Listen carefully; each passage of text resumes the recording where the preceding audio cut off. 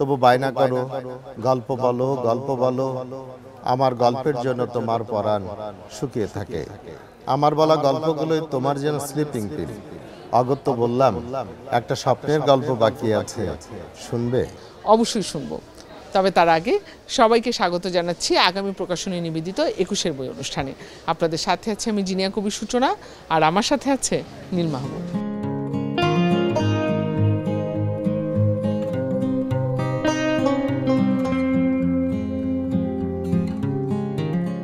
দর্শক, আজ আমরা কথা বলবো কবিতা নিয়ে। মুখোমুখি হব একজন কবির। এই মুহূর্তে আমাদের হাতে আছে একটি বই, নির্বাচিত কবিতা, লিখেছেন শহীদুল আলম। প্রথমে আপনার কাছে জানতে চাই, ৫২টি কবিতার সংকলন এই বইটি, ৫২টি কেন হলো, ৫১টি কেন হলো না, কিংবা ৫৩টি কেন হলো না? ৫২ আসলে আমাদের শিকড়, আমাদের জাগরণ, আমাদের দ্রোহ, আমাদের প্রাপ্তি, আমাদের স্বাধীনতা, যুগে যুগে বৈষম্যের বিরুদ্ধে লড়াই, যে তেজ। ৫২ আসলে আমাদের তেজ, আমাদের সূর্য, আমাদের জাগরণের সূতিকাগার। এই জন্য আমার যে ৮টা বই বের হয়েছে সেখান থেকে বাছাই করে ৫২টা কবিতা, আবৃত্তিযোগ্য ৫২টি কবিতাকে আমরা একত্রিত করেছি, নাম দিয়েছি নির্বাচিত কবিতা। আপনার এই বইয়ের প্রথম কবিতাটা হচ্ছে মাটির মোহর। আপনার কাছে কোনটি দামি, সোনার মোহর না মাটির মোহর? যদি পাই মাটির মোহর ভেজাবো চোখের জলে, মাটি যে মানিক আমার দেব চুম তার কপালে। আমার কাছে মাটির মোহর খুবই মূল্যবান, কারণ মাটি থেকে মানুষ, মাটি থেকে মা, মাটি থেকে প্রকৃতি, মাটি থেকে জন্ম, মাটি থেকে প্রত্যাবর্তন। সুতরাং মাটির চাইতে খাঁটি আর কিছু হতে পারে না। আপনার আরেকটি কবিতা আছে যে স্বাধীনতা তুমি কোথায়, এবং সেখানে আপনি লিখছেন, মাইকের পর মাইক লাগিয়ে, কান ফাটিয়ে, বোমা ফাটিয়ে অনেকেই বলছে তুমি আছো, অথচ আমি তোমার দেখা পাইনি। স্বাধীনতা তুমি কোথায়? স্বাধীনতা আসলে কোথায়? স্বাধীনতা কি আছে? যে মানুষটার জমি নেই সে যদি জমি পেয়ে যায় তাহলে এটা তার স্বাধীনতা। যিনি বিচার চাচ্ছেন তিনি যদি স্বল্প সময়ে ন্যায্য বিচার পেয়ে যান, ক্ষতি পুষিয়ে নিতে পারেন বিচারের মধ্য দিয়ে, এটা তার স্বাধীনতা। যিনি ভোটার তিনি ভোট দিতে পারলে তিনি মনে করেন আপাতত স্বাধীনতা। যে প্রতীক হাঁটছে তার জন্য যদি ফুটপথটি পরিষ্কার থাকে, এটা তার স্বাধীনতা। সার্বভৌমত্বের প্রশ্নে একটি অর্থ বহন করে, আর ব্যক্তির ক্ষেত্রে তার প্রাপ্তির সাথে তার স্বাধীনতাটা অর্থ বহন করে। আপনি আগুন হব কবিতায় বলেছেন, আবার যদি আগুন জ্বলে আগুনই হব, লেলিহান শিখায় তোমাকে পোড়াবো, অতঃপর পোড়া ছাই উর্বর ভুঁয়ে নতুন পৃথিবী গড়ব আবার। যুগে যুগে কন্যা শিশু থেকে শুরু করে নারীরা নানাভাবে বঞ্চিত হচ্ছে, অপমানিত হচ্ছে, সমান সুবিধা পায়নি, পুড়ে মরতে হচ্ছে। তো একজন নারী বলছে যে আবার যদি আগুন জ্বলে আগুনই হব, বিদ্রোহী বুকে দাবানল হব, আপন তেজে আগুন জ্বেলেই পোড়াবো পৃথিবীর অন্ধকার। নতুন পৃথিবী মানে হচ্ছে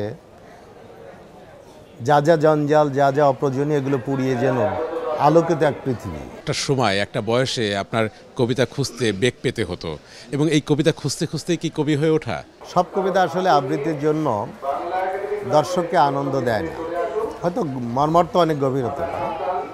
তো এই কারণে আমি যখন কবিতা পড়তাম তখন নিজে নিজে লিখে অনুষ্ঠান উপযোগী, সময় উপযোগী, কাল উপযোগী করে নিজে লিখে ওই কবিতাগুলোকে আমি আবৃত্তি করতাম। এটা দেখতাম যে এটা পাঠক দর্শকের কাছে তার কবিতা হয়ে উঠছে। এই জন্য আবৃত্তিযোগ্য কবিতাকে আমি একটু আলাদা সংজ্ঞায়িত করার চেষ্টা করেছি। ফুল কিনতে দরদাম ভালো লাগে না, তবু ফুলের দোকানে দর কষাকষিটা বেশি হয়, কারণ যারা ফুল কেনে তাদের বেশি অংশেরই পকেট ফাঁকা, টাকা নেই।